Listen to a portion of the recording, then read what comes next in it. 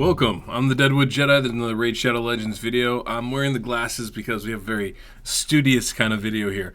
Basically, we've been getting a lot of information last day or two. I actually woke up this morning to a whole new drop on some new Doom Tower bosses that are going to be coming out.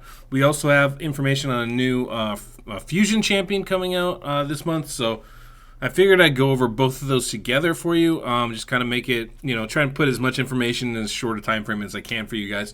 Some interesting stuff here. So I do have some initial ideas on how to tackle these new Doom Tower bosses. They look very interesting, very cool, and very difficult, which I think is good. We want challenges for Doom Tower. So really interested to look at this and take a look. So let's jump in. This massive thing is Brogni. Now, Brogni is going to be a new Fusion champion on a Fusion starting Tuesday, April 13th. So we have some time to prepare for it. It's not a fragment fusion. To my knowledge, it's a traditional fusion, so it is going to take some resources to get there. My guess is this will probably be a way to introduce some more of the Shadowkin faction champions, but it's good. We're getting a dwarf legendary champion. That's something that this game definitely needs more of. He has a very interesting kit that I think you're going to see more and more relevance to as we kind of start explaining some of the Doom Tower bosses. He's going to be very, very important for that, so you're definitely going to want to fuse this guy. At least from what I can see so far. So he has, looks like 3 main skills, right? A1, HP burn for 2 turns. Pretty good chance, 45. We'll see what that books up to. 50 or 60% would be my guess. His A2, attacks all enemies. 75% chance of removing 1 random buff from all enemies. And then 75% chance of removing 1 random debuff from all allies. Increases the value of shield buffs on all allies by 30% of the damage inflicted. This is a really interesting one. My guess is shields is going to be really, really important to survive. Specifically the Gryphon, which is one of the new Doom Tower bosses. And basically when that bird attacks you, she's going to steal your buffs and also put debuffs on you. So this skill right here is pretty much a counter to that as far as I can tell. Especially when you consider the next skill, Resilient Glow, places the block debuffs buff and 50% increased attack buff on all allies for 2 turns. It is super rare to have a 2-turn block debuff skill. This is great. Also places a shield buff on all allies for 2 turns equal to 30% of this champion's max HP, and the shield buff cannot be removed. This is huge, guys. Block debuffs prevents us from taking, from getting buffed by the enemy.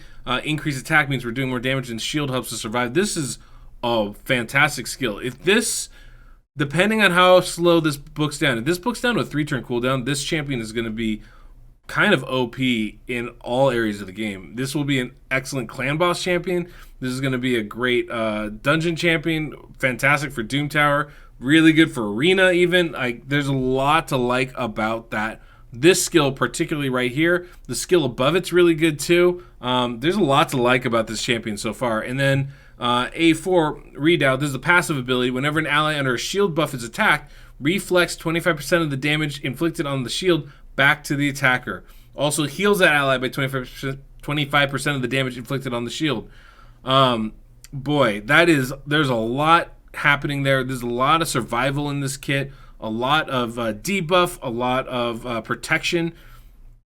I really like this champion. I think this guy's going to be super, super useful in all areas of the game. He is an absolute must fuse, guys. Must fuse.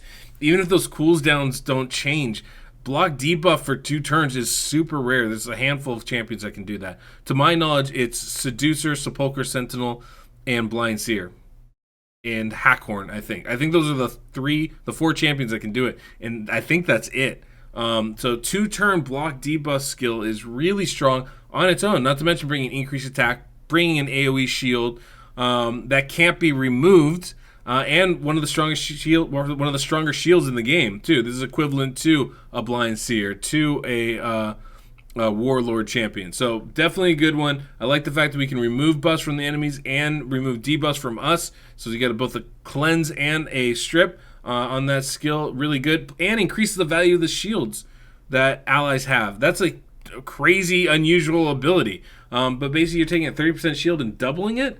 I mean, maybe not doubling it, but you're increasing it by a significant amount by the damage inflicted. So if we can get this champion to deal damage, hopefully it's good multipliers on that, we can really increase that shield ability considerably. That could be really, really strong.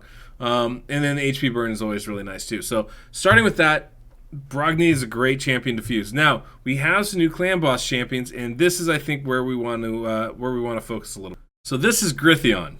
Gryphon is going to be a new one of these fusion these Doom Tower bosses. Obviously, he's basically a Gryphon of some kind, but he looks awesome, and he's going to be really tough, guys. Really tough. Boy, those wings are quite large. So just taking a quick look at his kit here.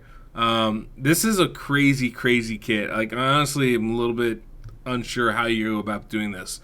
But he attacks one enemy, 100% chance placing fear debuff for 1 turn. Cool. One person feared. Great. A2 transfers all debuffs from Gryphon to each enemy. Then attacks all enemies. Fills Gryphon's turn meter by 5% for each debuff transferred. Sweet. Super excited about that.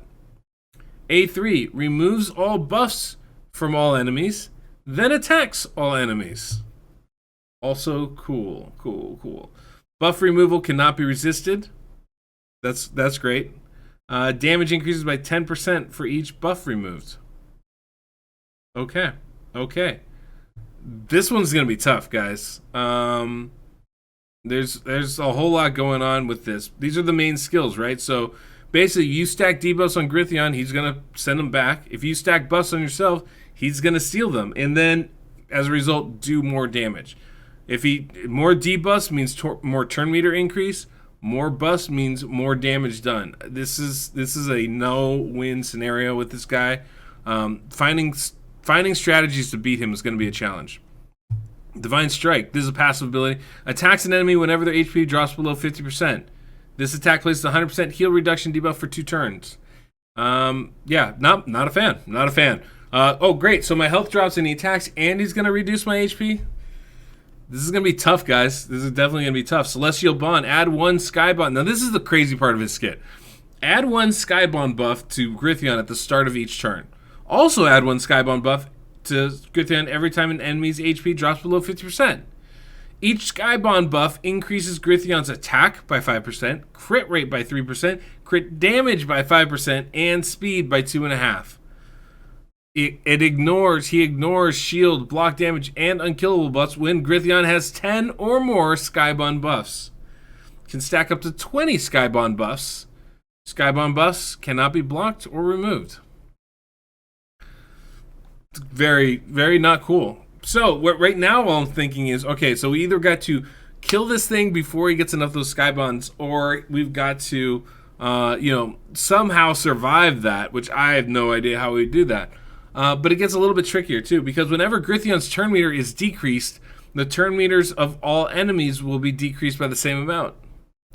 Places a stun debuff for 1 turn on enemies with fully depleted turn meters. Whenever an enemy's turn meter is filled, Gryphon's turn meter will be filled the same amount. Turn meter increases are tracked and counted individually for each enemy.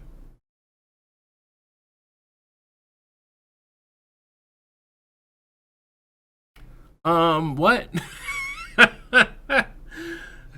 So if you have champions that boost your team's turn meter, well, it's going to boost Gryphon's too. So it's not really helping. If you have champions that reduce turn meter, it's going to be reducing your allies too, plus stunning them if they're down to 0. So that's less useful. This guy is unpleasant, I think, is the kindest way to say it.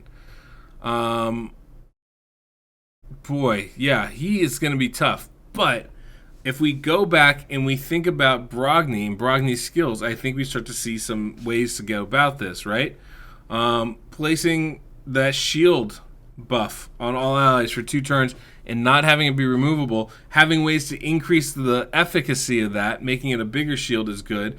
Having a way to remove random buffs off the enemy and debuffs off yourself, I think we start to see how that Brogni is going to be used against Gryphon. Now, I have no idea who else you're going to try and use on this. He looks really, really tough.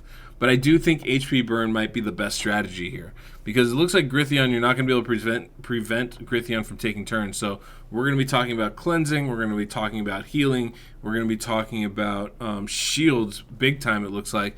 And then we're also going to be talking about HP burn, just trying to keep that HP burn going on Gryphon as long as we can. I think that's got to be our focus there, and just, whittle it down over time. So we have a lot of new HP burn champions, which is good. But yeah, this does not look pleasant. Now, the next one, there is a little bit more of a clear strategy to deal with this next Doom Tower boss here. The next boss we're going to be talking about is Aragoth. Now, I have 3 images up here on screen because Aragoth brings 2 minions. Aragoth looks like a little bit of like a bone-style dragon here, like an undead dragon. He also brings a priest and a guard with him in this fight. So there's a lot kind of going on there with him. Let's talk about Aragoth first. I think that makes the most sense. I'll try and minimize this a little bit here.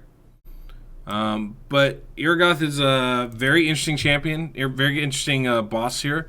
It's going to be really difficult. Now, he attacks all enemy, places a block cooldown debuff for 1 turn. That's going to be kind of his thing, keeping your skills off on cooldown.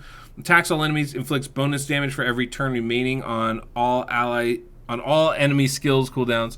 So 20% damage for each turn on cooldown. Places a fear debuff on all enemies with no skills on cooldown.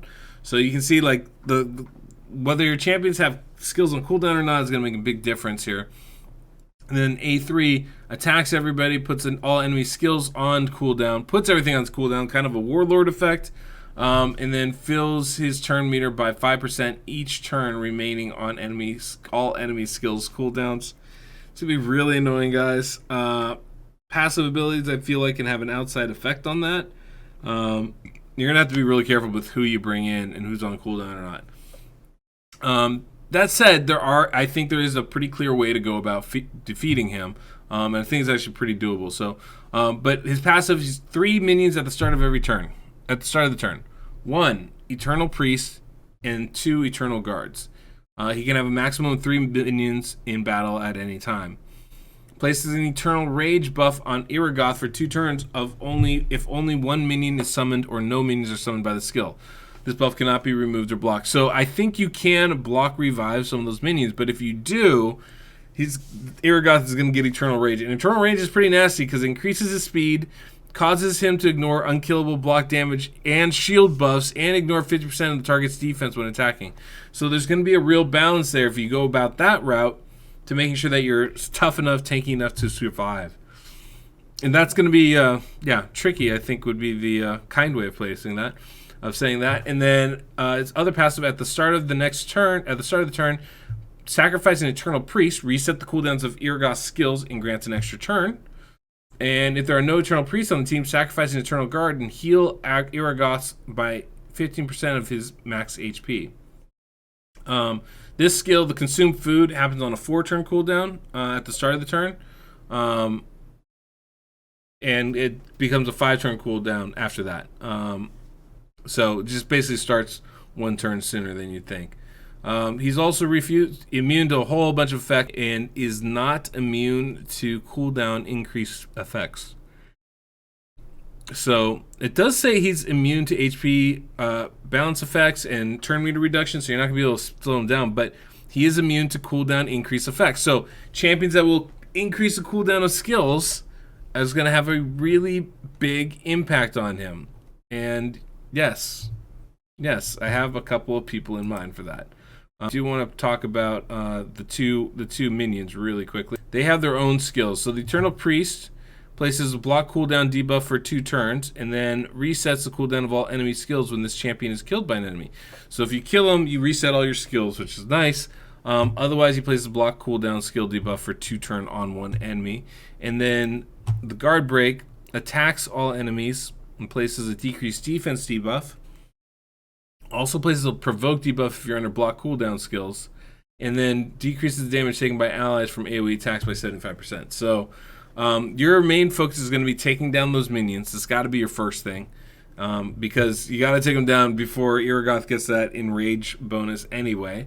So I think that's really going to be the main focus there. Taking those down and then increasing the cooldown of the skills on Aragoth? Well, there are a couple of champions that can really help us with that.